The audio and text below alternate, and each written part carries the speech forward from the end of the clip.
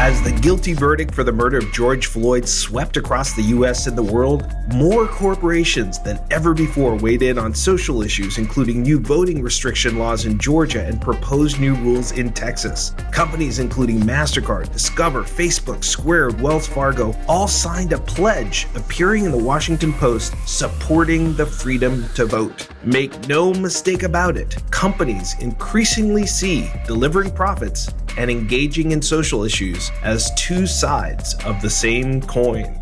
In this edition of Commerce Code, the increasing role of corporations in social issues.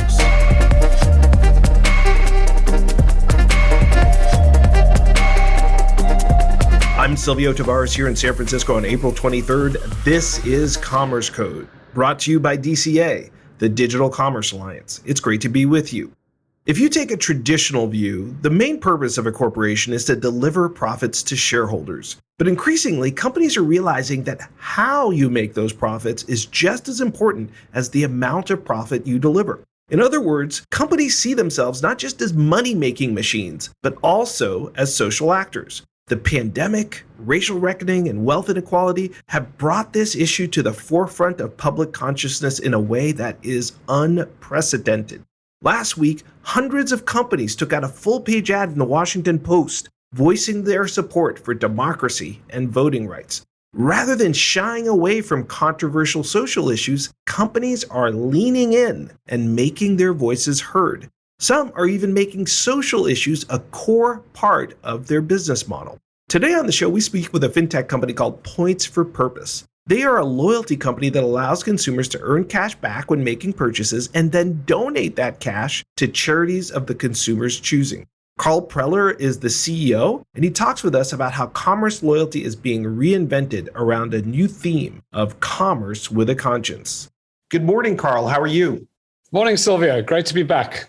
Yes, it's wonderful to have you back on the show. Points for Purpose is such a great company and so timely because you allow people to shop, save, and convert points into a cash donation for your favorite charity. The way we all shop and engage in spending has really changed quite a bit through the pandemic. It's kind of a jump ball. Every brand has to re-earn the loyalty of their consumers. They can't just rely on what they did before the pandemic. And I want to ask you to maybe paint a picture of how a company should regain loyalty from their customers, maybe loyalty that they've lost in the last year. And you're talking about, basically linking your company's brand and linking your company's loyalty program to a social issue. Does that mean that a company should pick women or supporting minorities or the environment, and that has to be kind of a key part of their loyalty value proposition?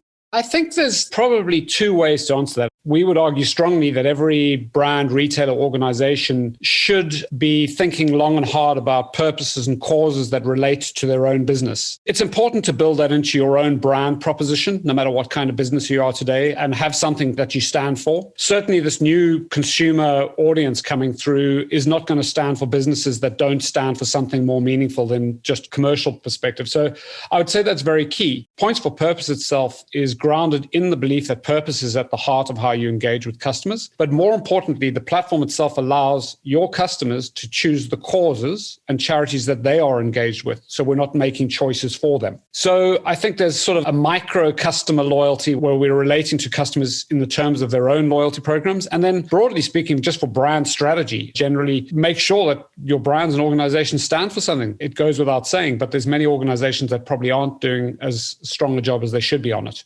Yeah. And in some ways, some companies have shied away from doing this because, of course, once you pick a particular social issue or conscience, social capitalism issue, it can be a double-edged sword. And we saw that in the context of Georgia with their new voting laws and a number of companies really speaking out strongly against it. And then getting basically, retribution and pushback from politicians. And that in and of itself has become a debate on which side you're on.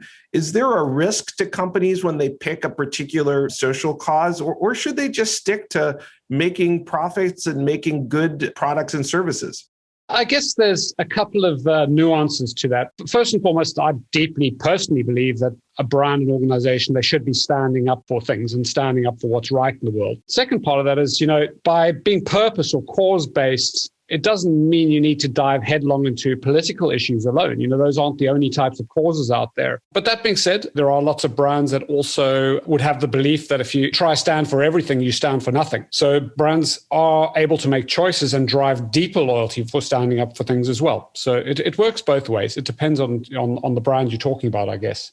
There's been a big sort of shift to commerce with a conscience and people using their shopping for a greater social purpose. How important do you think it is to have an organization like Points for Purpose at a time like this when people really want their spending to have a favorable impact on the world? Well, Sylvia, great question. I think there's a couple of key answers to that. We're going into a really, really interesting time in this, what I'd call a not so normal new normal post-COVID environment, particularly in the US and in other parts of the world, where clearly we're going to be still living with a lot of the economic stress for a while from COVID, along with a very interesting rising trend, which we would call revenge spending, and a rise in spending on oneself as well. And both of these areas have a big impact on how people think about charity. What we're going to be seeing, obviously, is a continued rise in the e-commerce shopping perspective, which allows an organization and a platform like Points for Purpose to really help tap into, a renewed spending in the markets with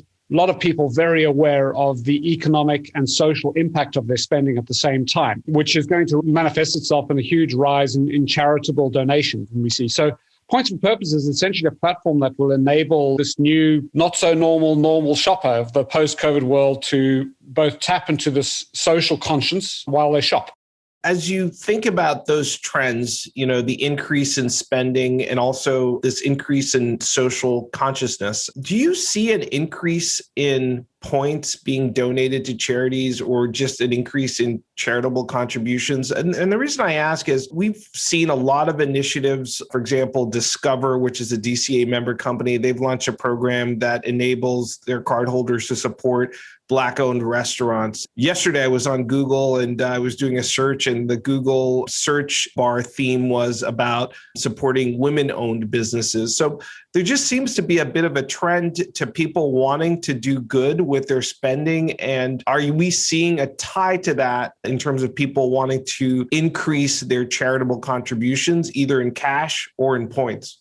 Great question again. I think there are a couple of things that we should watch out for in the industry. The first one is, yes, there has been a short-term drop in overall charity donations in the midst of an economic depression or recession. A lot of the charitable donations have become intensely local. For the long run, I think there's a couple of things that we should really be thinking about heavily. Firstly, the local theme will continue. But when you're thinking about brands and retailers and platforms that are enabling charitable donations, it's a new form of loyalty. And we would argue at Points for Purpose that in many ways, the loyalty market is quite broken here in the USA. We've ended up with a loyalty system, which is essentially price discount driven. Brands and retailers that tap into the causes that their customers care about have obviously got a far better chance of building long-term engagement with customers. Along with the shorter-term impact of COVID, we also have a longer-term trend with what we call Generation We. The spending across Gen Z and millennials, we call these the Gen We, has become intensely focused on social causes. The truth is, any brand or retailer that wants to win long-term customer loyalty definitely needs to be thinking about cause and purpose as a center point of its loyalty strategy. And in some ways, hopefully, this will end up being a swap from discounts and price discounting back into more meaningful currencies for loyalty.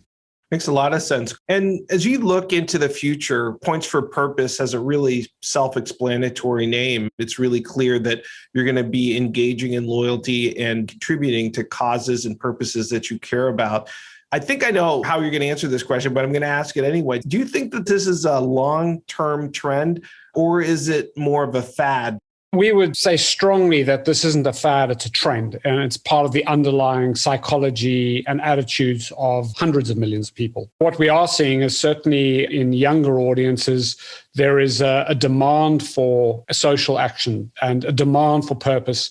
And people are making choices around their brands based on how brands are acting in the world. So that isn't going to go away in a hurry. And rightly so, thank heavens. Great for the world for us to have a group of younger consumers coming through the world who are socially active and environmentally active and all the right things. It's hopefully making the world a better place. So that's great. I would argue pragmatically on an operational perspective. So you talk about platforms like Points for Purpose, which is self-explanatory. Is there going to be an ever-increasing demand for customers to find ways to frequent and show their loyalty to brands and retailers that are doing the right thing? Absolutely. We'd see that continuing for the indefinite future. The power of course, is also in everything. And in our digital world is allowing some form of customization and personalization of the experience. The power to choose a brand and then choose your own cause is also quite a different process. There are very, very few easy to use customer experiences that allow people and customers to do it. I'd even argue, and even some of the biggest organizations we look at, even if they do have the ability to allow their customers to donate to charities, very often it's not front and center of their digital user experience. In fact, the ability to donate is sometimes hidden in multi-folds down in the customer experience today. We would argue that's a huge miss. And platforms like Points for Purpose will allow organizations to move the purpose side of shopping and custom up to the front of the experience, not the back end of the experience. Well, thank you, Carl. I really appreciate your insights. It was a pleasure to have you back on the show today. Well, thank you for having me. As always, enjoy it. That's Carl Preller from Points for Purpose, joining us from Connecticut. Coming right up, some closing thoughts on companies and social purpose.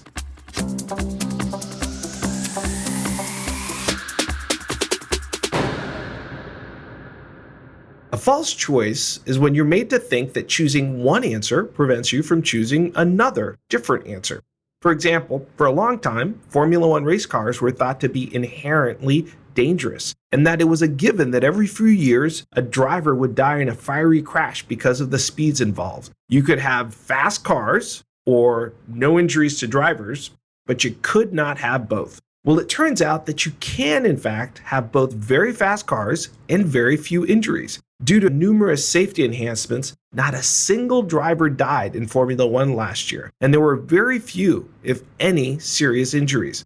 So what do Formula One race cars have to do with digital commerce companies? Well, digital commerce companies are realizing that there's a false choice involved between delivering high profits and standing up for what is right. Increasingly, corporations believe they can and should do both. That's because the companies that are doing both are thriving. You could call this the new age of commerce with a conscience. If you want to learn more about the latest trends in financial data, digital commerce, and commerce with a conscience, check out our website at www.digcomall.org. That's www.digcomall.org.